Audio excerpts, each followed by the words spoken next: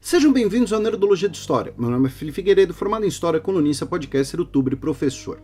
E para entender uma das maiores violências recentes, dê play nesse Nerdologia sobre o genocídio em Ruanda. Ruanda é um país na região dos Grandes Lagos Africanos, um dos menores países do mundo, tirando os que são ilhas. Infelizmente, Ruanda é mais conhecido por causa do brutal genocídio que ocorreu no país em 1994, 25 anos atrás.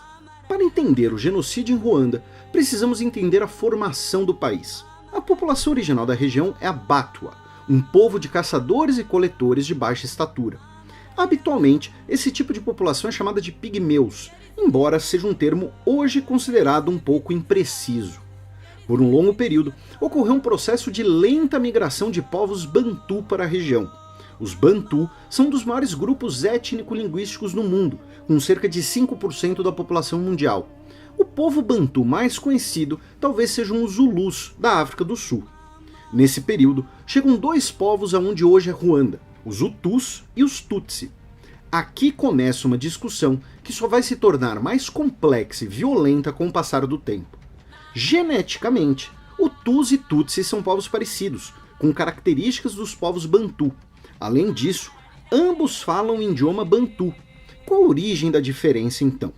Uma das hipóteses é de que os grupos eram distintos desde antes de entrarem em contato. Os Hutus teriam vindo do sul da África, e os Tutsi chegaram do leste, mais próximos do chifre da África e do rio Nilo.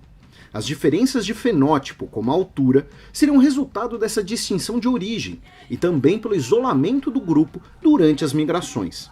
Já outra hipótese é de que os dois grupos migraram em momentos e de origens similares, e que as diferenças entre Hutus e Tutsis foram criadas por distinções de classes sociais depois do contato. Assim como ocorreu em outros lugares, a sociedade onde hoje é Ruanda se organizou em torno de clãs. Esses clãs muitas vezes incluíam pessoas dos três grupos populacionais. A expansão dos clãs e a formação de alianças levou ao estabelecimento de reinos locais. Onde hoje é o pequeno Ruanda, existiam 8 reinos nativos por volta do ano 1700. Um desses reinos, chamado justamente de Ruanda, era governado por Tutsis e se tornou a força dominante dentre os outros reinos, pela conquista e pelo poder econômico. Esse poder econômico era exercido de duas maneiras. Primeiro, o monopólio da criação de gado na mão da nobreza local, para que outras pessoas, de famílias Tutsi não nobres ou famílias Hutus, pudessem ter acesso ao gado, elas tinham que fornecer serviços e lealdade. Além disso, em algo parecido com a corvéia da Europa medieval, a população Hutu tinha que trabalhar em algumas ocasiões nas terras dos chefes Tutsis, como em colheitas e plantios. Ainda existiam Hutus ricos e casamentos entre os grupos, com algum grau de ascensão social. No final do século XIX, ocorre o início da dominação europeia na região. Ruanda, por sua localização interior e falta de metais preciosos aparentes, foi uma das últimas regiões da África tomada pelos impérios coloniais da época. A primeira expedição ocorreu apenas em 1894, e o território fazia parte da África Oriental Alemã, junto com partes de outros 4 países atuais. Oficialmente, os alemães mantiveram a estrutura do Reino de Ruanda. Mais que isso, intensificaram essa estrutura social. Novamente, como Ruanda não era um território tão interessante naquele momento, os alemães não pretendiam usar muitas tropas ou administradores para governar a região. Era mais compensador um domínio indireto, com os alemães apoiando a autoridade da nobreza Tutsi em troca de sua lealdade e do apoio aos interesses alemães. Durante a Primeira Guerra Mundial, em 1916, tropas belgas tomaram o território que, após o fim do conflito, foi cedido à Bélgica na forma de um mandato da Liga das Nações. Ruanda-Urundi. Atualmente, Ruanda e Burundi, 2 países vizinhos com semelhanças históricas e sociais. O mandato era vizinho do Congo belga, atual República Democrática do Congo. Em todo o seu império colonial, os belgas impuseram violentas políticas raciais e econômicas, com milhões de pessoas mortas, especialmente sob o governo de Leopoldo II, um tema que vocês já pediram e veremos por aqui. Uma dessas políticas foi estabelecida em 1935. Similar ao que era feito na África do Sul, a administração belga impôs identidades raciais. No documento de cada pessoa, dizia se ela era Tutsi, Hutu, Batua ou estrangeira. Para os europeus, os Tutsi e os Hutus eram raças diferentes, e os Tutsis seriam superiores. Basicamente, toda e qualquer interação entre os grupos desaparece. Após décadas de segregação, chega-se ao ponto de termos dois movimentos diferentes pela independência. Um liderado pelos Hutus, desejando uma república representativa, e outro movimento Tutsi, que cria uma transição que garantisse a sua monarquia. Em 1959, ocorre um episódio chamado de Vento da Destruição, quando entre 20 e 100 mil Tutsis são mortos e dezenas de milhares fogem para Uganda.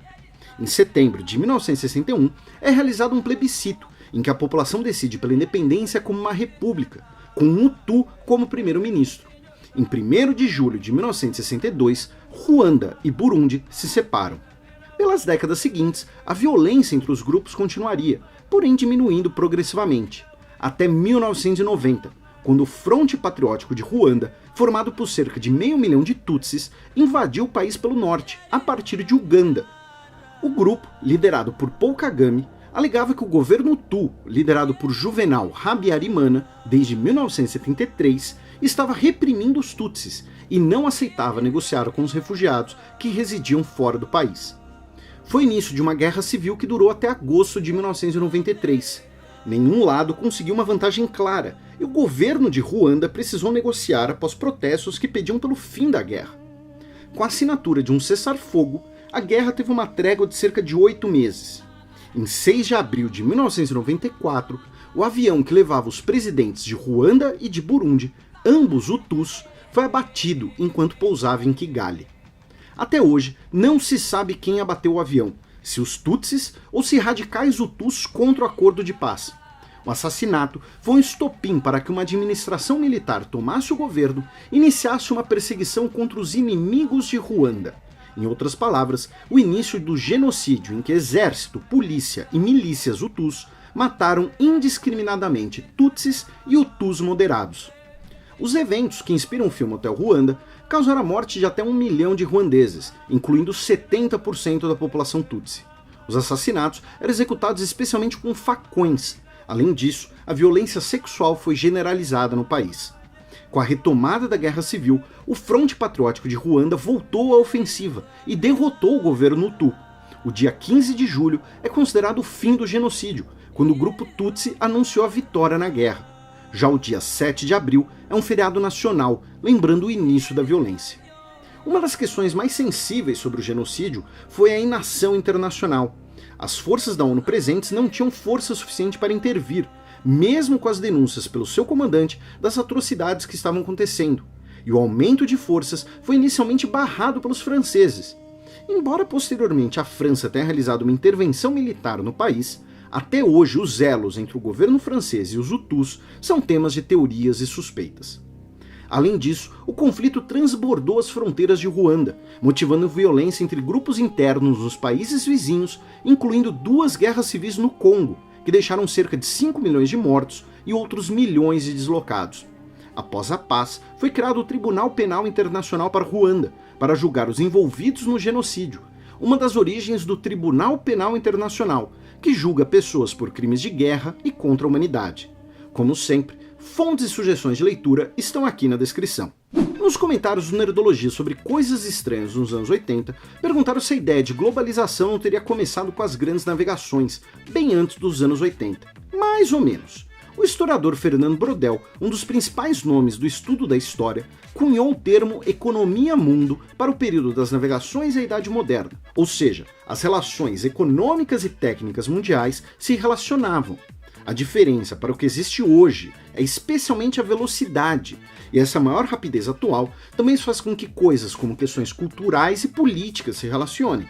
Comentário de outras séries japonesas, como Cavaleiros do Zodíaco e Jaspion. E muita gente também comentou de como as coisas mostradas no vídeo demoraram para chegar no Brasil, até pela crise econômica do período. Finalmente, comentaram que o Super Nintendo é de 1990. Essa é uma pegadinha sempre boa de se lembrar. O ano de 1990, apesar do número, é o último ano da década de 1980, assim como o ano 2000 foi o último ano do século XX e da década de 1990. Não se esqueçam de curtir e compartilhar o vídeo. Assine nosso canal para conhecer mais sobre história africana e até a próxima!